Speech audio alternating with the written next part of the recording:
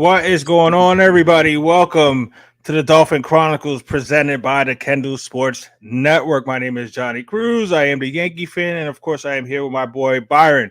Byron, what's going on, bud? How you doing? Not much, bro. Just here missing our dramatic friend, Mr. at TX underscore TSB.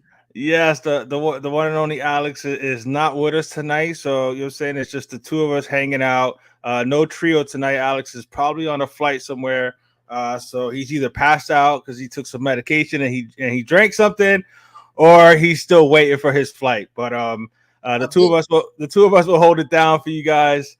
If you're new to the channel, hit the subscribe button, smash the like button, and make sure you turn on notifications so you know whenever we are going live or any of our other shows on the Kendall Sports Network.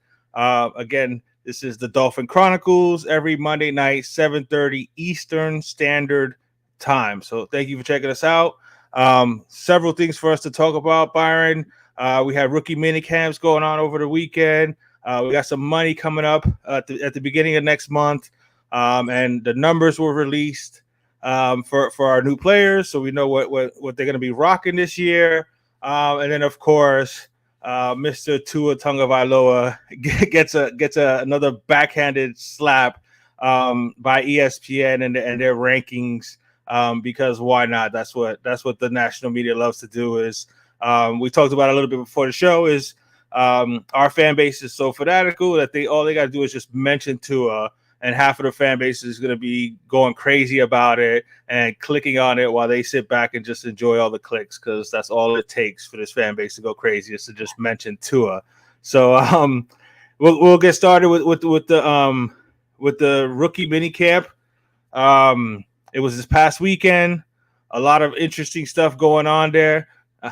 I know I messed that one up there, Byron. We'll be all right though. We'll catch up on it there. But let's touch up on this rookie mini camp. We have all our draft picks were there. All the undrafted kids that were signed after the draft were there.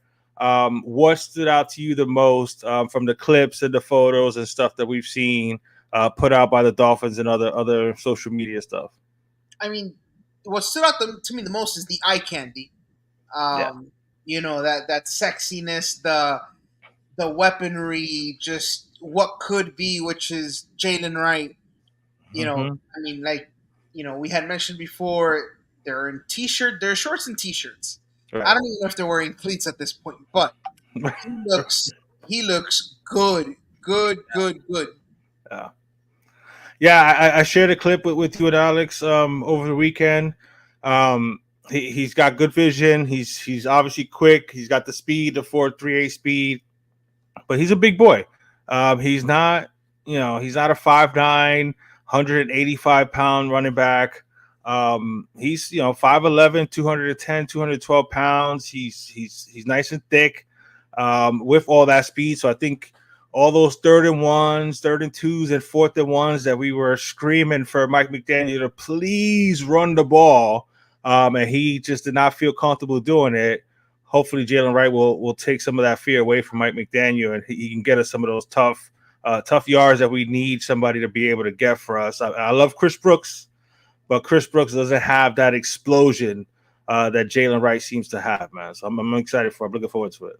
I also think that and it's going to happen because you just know it's going to happen, when Mike McDaniel wants to throw on 3rd and inches, at least we'll have a running back in there that excels at pass protection. Absolutely. It should buy us a couple of more seconds, or maybe half a second. And then when he wants to run it, like you said, he's a big boy. Mm-hmm. And size is, I think, what's big running back, but also humongous at other places. Yeah, we'll get to that humongous human being in a second. The other thing I did want to mention, for the other skill positions, you saw both of the Washingtons out there on some clips.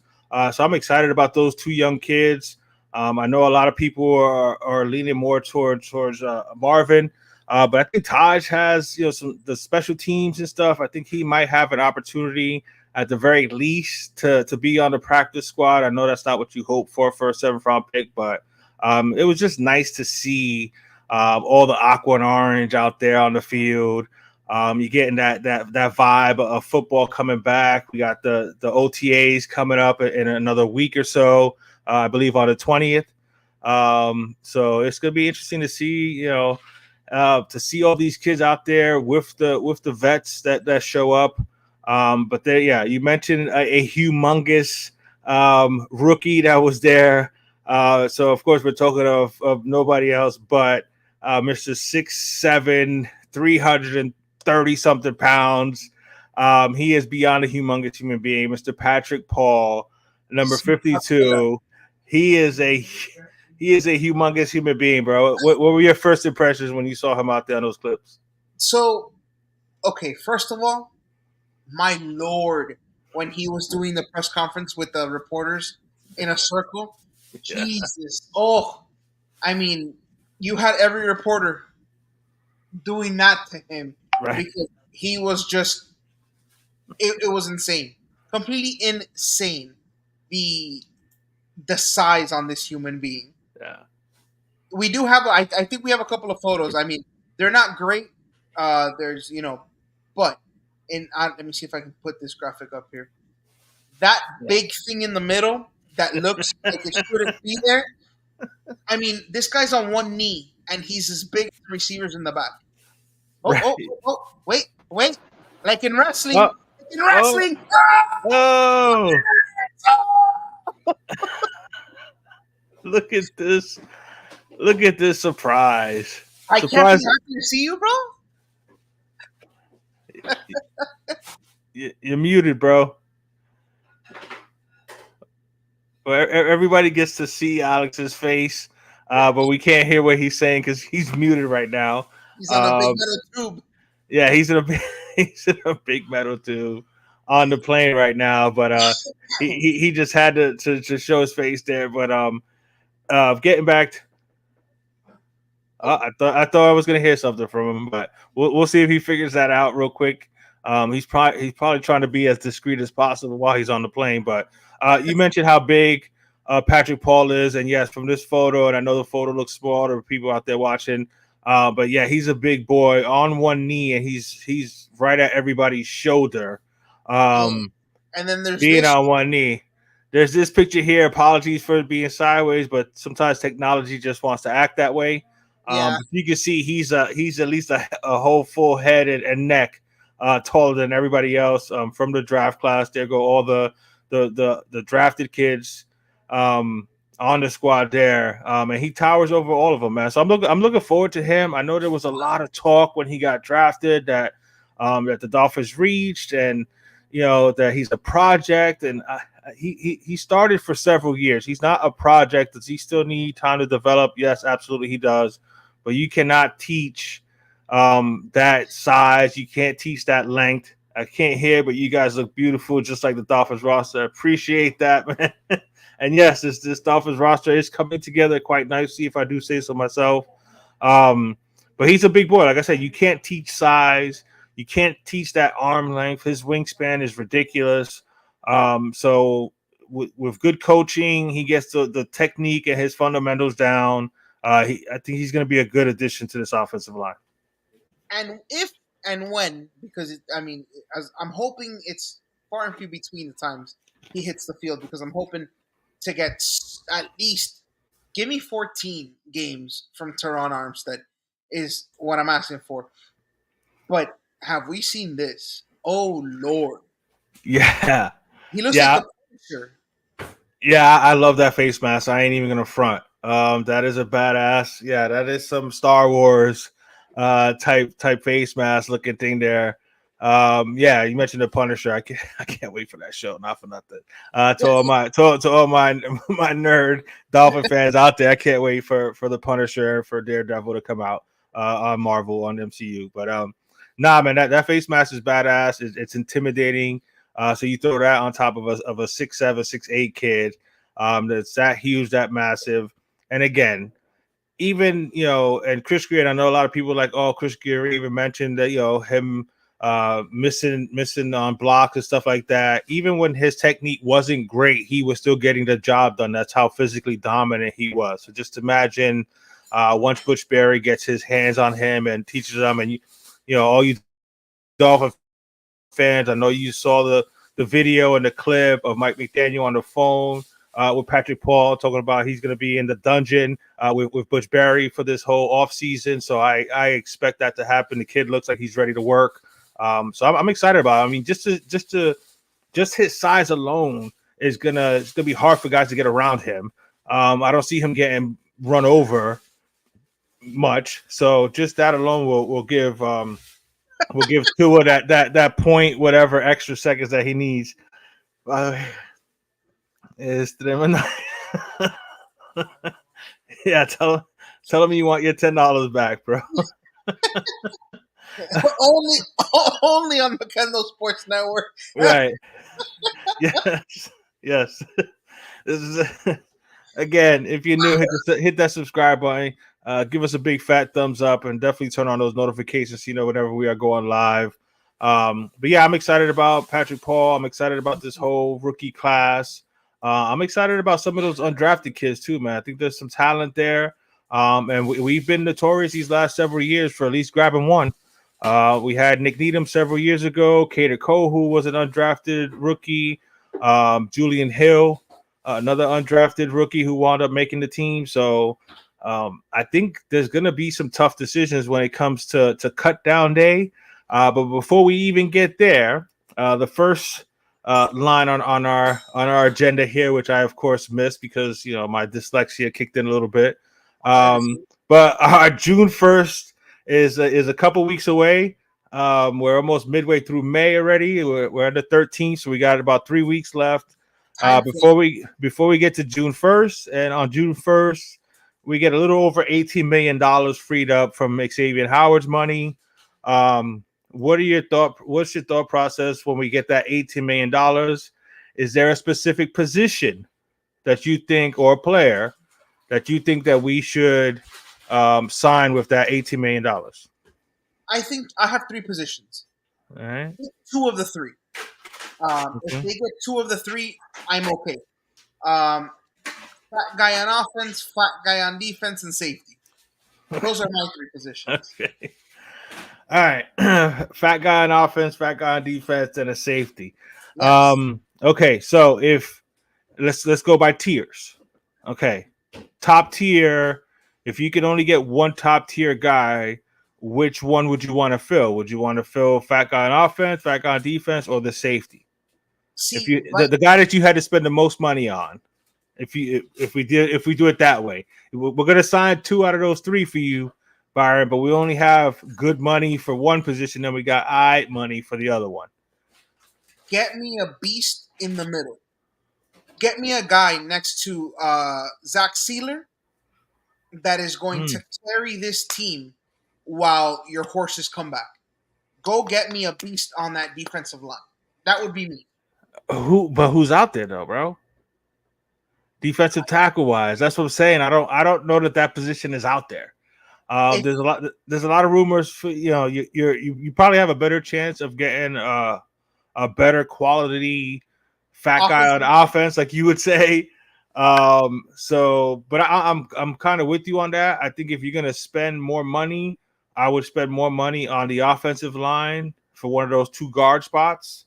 I just don't think that type of quality defensive tackle is out there. So I think if you're gonna spend the money on the defensive side of the ball, then I'll spend the money on the safety. I'll spend the money on Condry Diggs, who was cut by Seattle, or Justin Simmons, the safety from Denver. If you're gonna throw a little bit of extra money out on one specific position, you can't solidify the offensive line, then I would say the safety spot, just because I don't think the quality of defensive tackle is out there that's worth that money. But if you can shore up a safety spot to go next to Javon Holland and Jordan Poyer, then I think that's the way to go. So I'm anxious to see what they do with that money.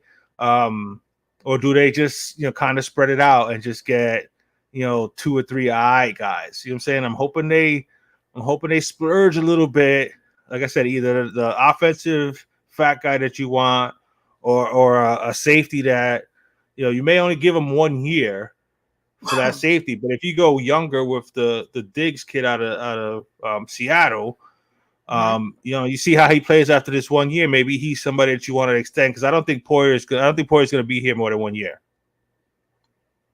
I mean, I agree with you. I think that you're 100% right. The quality that's left in this free agent class is definitely on the offensive side. But that's why I chose the defensive side, because Right. the lack of talent that's there, plus the need on the roster, I feel would be the more pressing need. Now, am I going to spend that money? I'd go exactly like you said: O-line, safety. That's just for my money. Right. Yeah, I'm with you on that. And let's not forget, people, they still with that $18 million, because they got the OBJ signing done with. So he took up $3 million out of our 3.75 or whatever we have. So we have no money now until June 1st. So we still gotta officially take care of all the rookies and everything like that. Plus, they're gonna want to keep a little bit of money throughout the season, just in case, God forbid, knock on wood, they have to spend money on signing anybody because of any injuries or anything like that. Hopefully we have the football gods on our side this year, and we don't have the type of injuries that we had last season. Because Right. as much as people don't want to admit, like especially towards the end of the season, man, like that was a lot of injuries, bro. Both our speed rushers, Van Ginkel wound up getting nicked up too. Tyreek was banged up, Waddle, and then Raheem got hurt. So yeah, Tua played all 17 games. Yay, Tua stayed healthy, but nobody around him was healthy towards the end of the season. So that hurt us, man. So hopefully we have better luck this year as far as health throughout the team, man. For real. We have a special breaking news. Just he says he's with us in spirit. Okay. Hold on. Appreciate that. Hold on. He says he's with us in spirit. Look at him. Just I can't with him. He says he There you go, ladies and gentlemen. For the people that wanted to make sure they got to see Alex's face, there you go. I would say he's 1 drink in. He hasn't quite started. He's already too deep. My bad. I meant on the plane. But yeah, if you count the ones before he even got on the plane, then yeah, he's at least 2-3 deep already. But yes, safe travels, my man, and land safely and do what you got to do. Can't wait to see him next week. And again, Monday night, 7:30 Eastern Standard Time. This Dolphins Chronicles show is here, presented by Kendall Sports Network. And again, subscribe, smash the like, turn on the notifications so you know whenever this show is going live or any other show that we have on Kendall Sports. Definitely check us out. All right, so let's move on to the next topic here. Before we get into that ESPN rankings, just want to give the people out there a little heads up as far as the newest Miami Dolphins and what numbers they're going to be rocking this year. Of course, OBJ's got his number 3, which I'm good with. For all those people that were like, oh, he should be able to wear 13, stop it. Get off of it. You know what I'm saying? Y'all ridiculous. Y'all sound ridiculous for even thinking that somebody else besides Dan Marino would wear the number 13 for the Miami Dolphins. But there you go. OBJ's rocking the number 3. Anthony Walker Jr., the linebacker I'm looking forward to. Hopefully he stays healthy. I think he's going to definitely help us as Rockets. I think he's going to look fresh too with that 6. Jonnu Smith is rocking number 9. David Long Jr. is going down to 11. He was 51 last year, but he's switching to 11. So make sure you trade in that jersey, trade in that 51 and get the number. Yeah, get that number 11. Skylar Stewart, 19.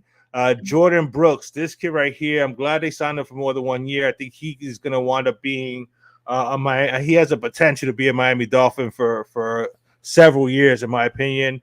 Jordan Poyer with his number 21. Jalen Wright, the rookie out of Tennessee, we talked about him earlier, is rocking X's old number 25. Ethan Bonner, 27. Kendall Fuller with his 29. Patrick McMorris is rocking 32 flavors and then some. Ciranio, special teams, you know what I'm saying, expert there.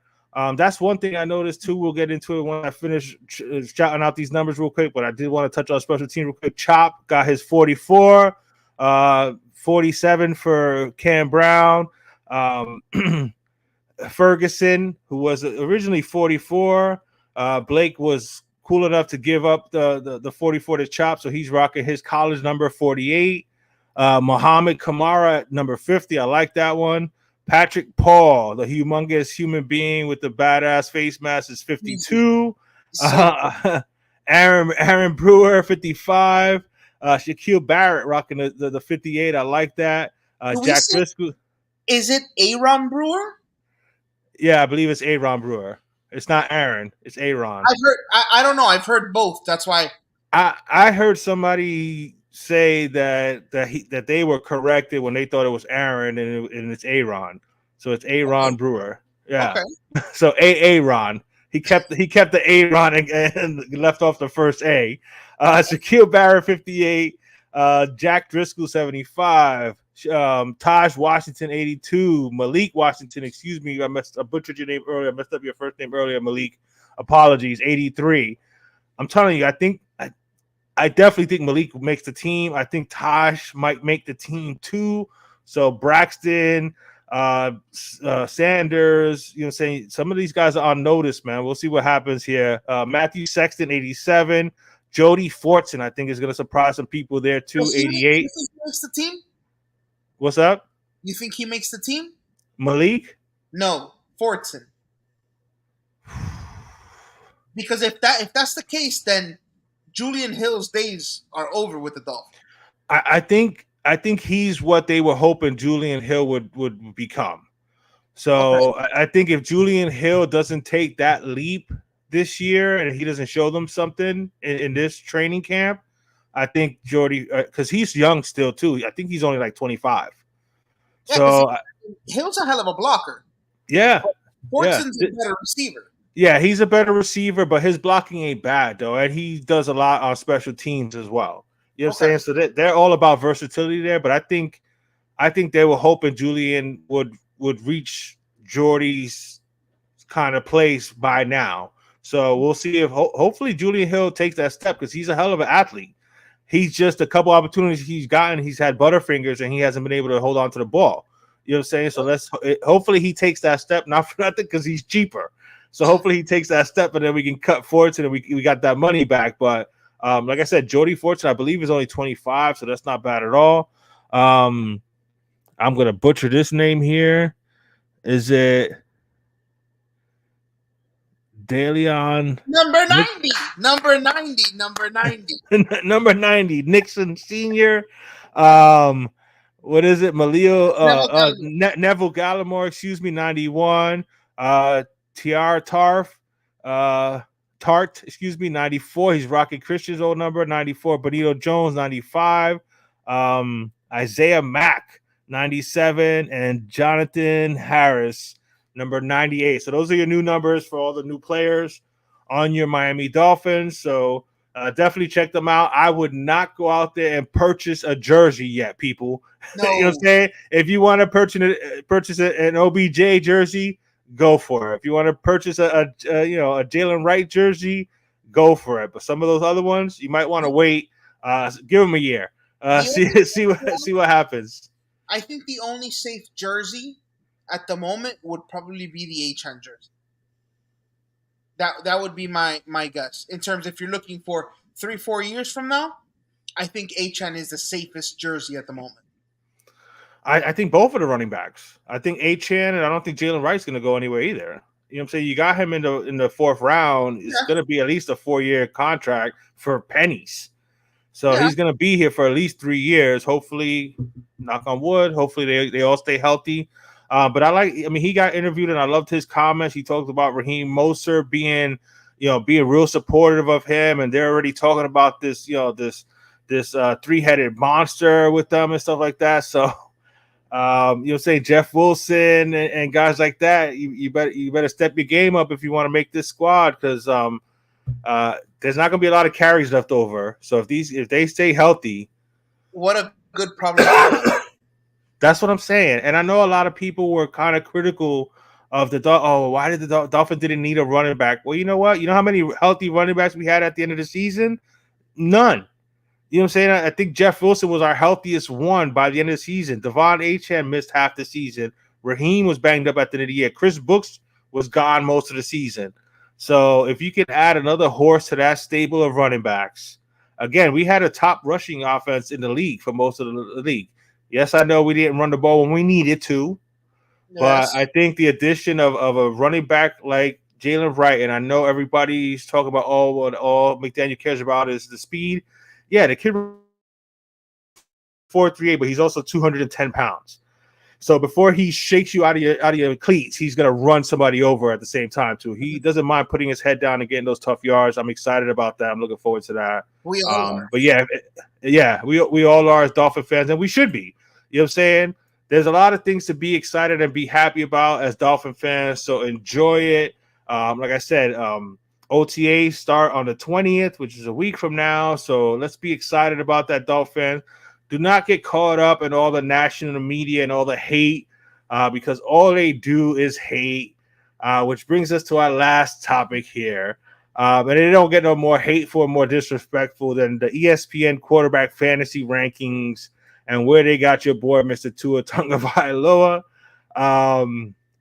Yeah, I mean, I love the number 19, even though 17 was my number in high school, but I love 19. But they got your boy Tua ranked 19th in the quarterback rankings behind two kids that have never taken an NFL snap. They Number have one. him. They have him behind Jalen Daniels at 13 and Caleb Williams at 14, and your boy Kirk Cousins, who's coming off of a torn ACL, and they drafted a rookie to replace him, and they still Well, got Tua behind him, bro. you want to laugh? In high school, I was just as chunky as I was now. So the only jersey that fit was 84 or 83.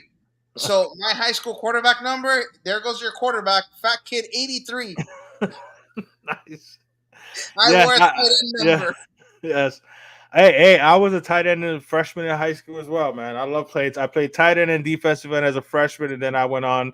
I played quarterback the rest of the time in high school as well, and I went to 17 after that. But yeah, I was 81. Yeah, I was 81. If I find it, I'll bring it on the next show. Yeah, I was about to say I got my last year. I got my 17 jersey somewhere. My wife got it. God bless her. She's got it saved somewhere for me. That's like the only thing I got left from high school and stuff like that. I don't have any yearbooks or anything like that, but I I got that have a number lot. 7. I got that number 17 jersey somewhere. I have a lot from high school. My two bulging discs, my arthritic knees, my. Oh, yeah. Well, Oh I have yeah. all these Yeah, memories. yeah, All of yeah. them.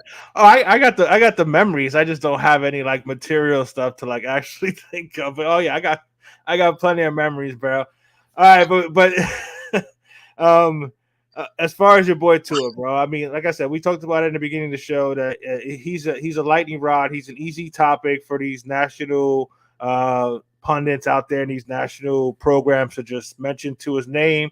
They throw him on the rankings like this, and half of our fan base loses their minds. The other half is like, yeah, that's probably about right. Which I don't agree with either one of them. I think he's definitely has the potential to be better than this. Of course, this is fantasy football rankings as well, so that's a little bit different than them actually thinking what he might be able to accomplish this year. But your overall thoughts of the ESPN rankings having him at 19, bro? I mean, it's it's crazy to think because if you're ranking quarterbacks based on fantasy, what you're looking for are stats. Right. Now, if you're looking for wins, okay, we can have an argument. There's a lot to talk about. But if we're Right. looking for numbers, I mean, in this type of offense with what Mike McDaniel has done, I mean, Tyreek Hill almost got 2,000 yards last season. Um, Mm-hmm. what are you looking at? Into you can't tell me that Bryce Young. Oh my God, who were the other rookies this year? It was Bryce Young, a CJ Stroud. I mean, Stroud put up numbers. But it Yeah. was, and who's the third guy? There were three quarterbacks. The Mayo kid from the kid from Tennessee. Whatever. The point is, Forgive me, Sam. Shout out to Mr. First Down, Sam Dean, Tennessee type, big Tennessee type. Will Levis. Will Levis. Yeah. You clearly see, aside from Stroud, those quarterbacks struggled. Yeah. And then you go Mac Jones, you go Mac. There's no way that you are going to put an offense that was so inept with Justin Fields and put Caleb Williams in there. We don't know what that offense is going to look like. And an even worse offense probably was with Sam Howell taking such a beating. You don't know what that offense is going to look like. To put those two ahead of Tua, I think is completely disrespectful. Because I just there's nothing that tells you that they should be above Tua numbers wise. Yeah, I completely agree with you on that, especially considering the additions that we put on the offensive side of the ball. I know that we still get criticism as far as the offensive line, but if you talk about just pure weapons, which is what fantasy football is all about, you add OBJ as your number 3 wide receiver, you add a John Smith to your tight end room, you draft Jalen Wright to help you out in the backfield. He's also a very good pass blocker, and he's got some good hands. There's just a plethora of weapons out there. So he led the league in quarterback rating 2 years ago. Last year, he led the league in passing yards. So, I mean, the kid puts up numbers. So, who the hell is Kyler Murray throwing to? Who the hell is Aaron Rodgers throwing to? Who's putting up all these numbers that are just going to be fantasy stalwarts on those teams? Right. I'm completely with you on that. And although I like what Chicago has built for Caleb Williams there, to put him and Jaden Daniels ahead of Tua, again, I agree with you completely. It's just a complete lack of respect for Tua. Unfortunately, I've told my son this, and Mike McDaniel, exactly. I'm with you on that one too. I've told my son this. Shout out to my son Jonathan, big time Dolphin fan as well. Tua can literally win us the Super Bowl, be the Super Bowl MVP, and you will have a bunch of people that'll be like, yeah, but whatever the excuses or whatever they want to criticize him for. You know what I'm saying? So, unfortunately for us Dolphin fans, and the fact that our recent history has been such trash, it's kind of hard to argue it. I mean, we can argue and we have our, our reasons why he should be ranked higher in this list here. But until the team and him actually win a playoff game or two or actually get to the promised land, there's always going to be this criticism of our franchise and of our quarterback here, our franchise quarterback, whether or not as Dolphin fans, you want to accept the fact that he is our franchise quarterback, which will kind of lean us towards this next little piece of discussion before we get up out of here. But they got Tua ranked 19th, again, like you mentioned, with 2 rookies ahead of him. Whether you believe Tua is a franchise quarterback or not, rumor on these streets is that the Miami Dolphins front office believes he is a franchise guy. And we saw what Jared Goff got from the Detroit Lions. The bag, for yes, sure. he got a pretty big bag from the Detroit Lions. He got 4 years, $212 million, 170 guaranteed, which averages $53 million a year. So, as I give you the GM hat, Mr. Byron Garcia, if Jared Goff is worth $53 million a year, which puts him right underneath Joe Burrow, who's averaging 55, and ahead of Justin Herbert, who's making 52.5, and Lamar Jackson at 52, what does Tua get from the Dolphins? Listen, all I know is that I'm going to jail because I give Jared Goff 52 and 1 million right into my bank account. Because all I need is 1, bro. I don't need, like, you got 53. Do you really need 53, man? Like, be okay with 52. Right. Be okay with 52. You got to Mark checking in, saying, "What's up, man? How you doing?" What's up, Mark? Hope you're feeling better, bro. Looking forward to your show this week, bro. Yeah. He was Mark was a little bit under the weather last week, but yeah, I'm going to jail because all I want is 1 million. But Well, if I mean, for us people that us grew poor up, people, us yes, poor people grew up, poor and broke, and literally breaking our backs to earn a living.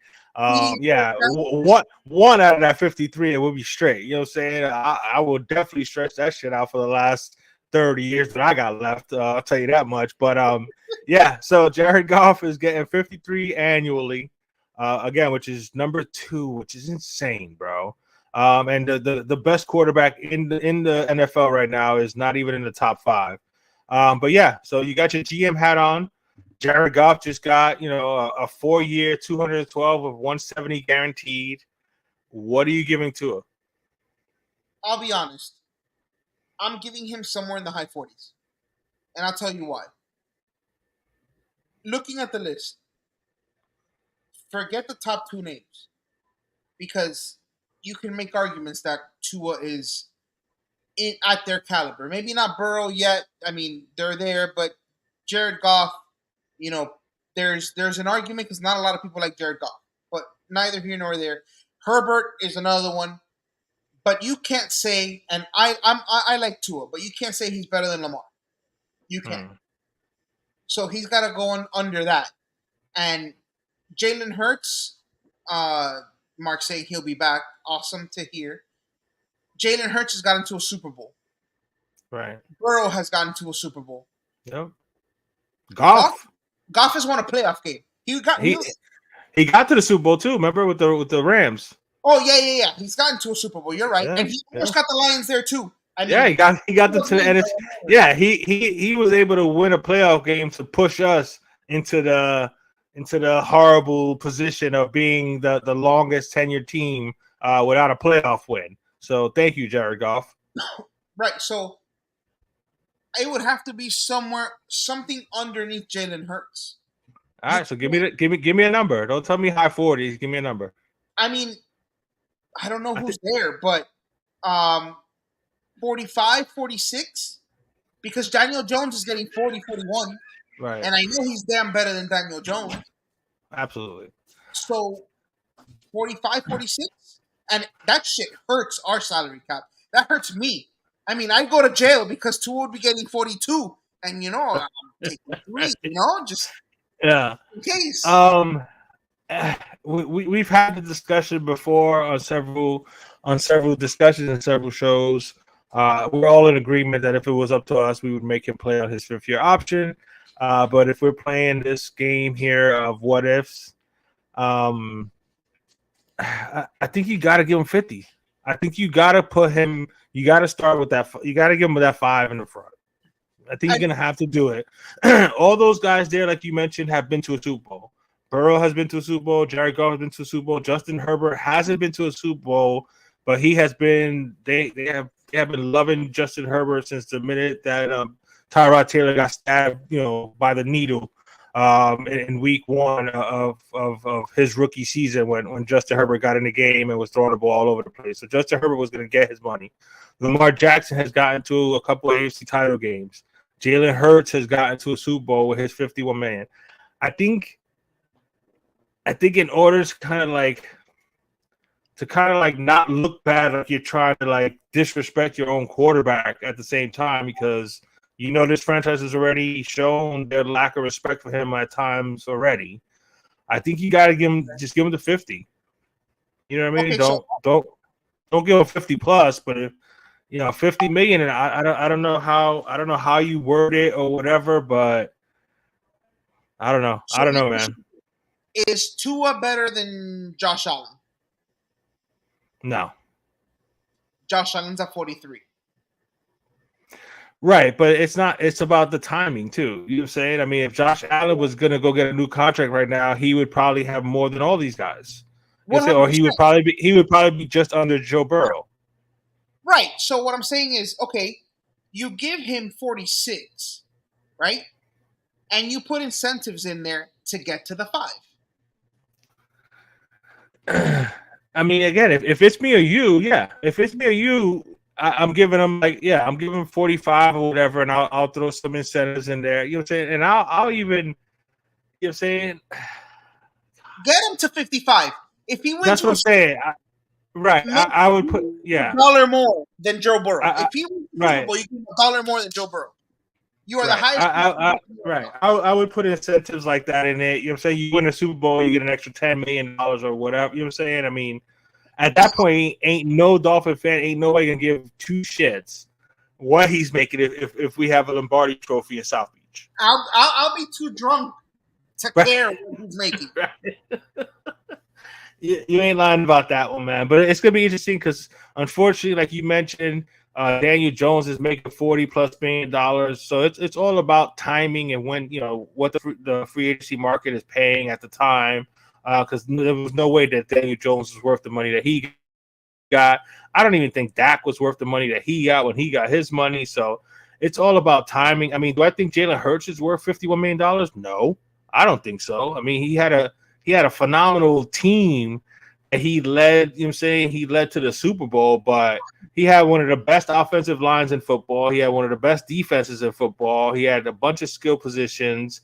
It's not like he threw for 4,500 yards, 40 touchdowns, and no, you know what I'm saying? He did what he had to do. He had a stud wide receiver and two stud wide receivers with Smith as well and AJ Brown.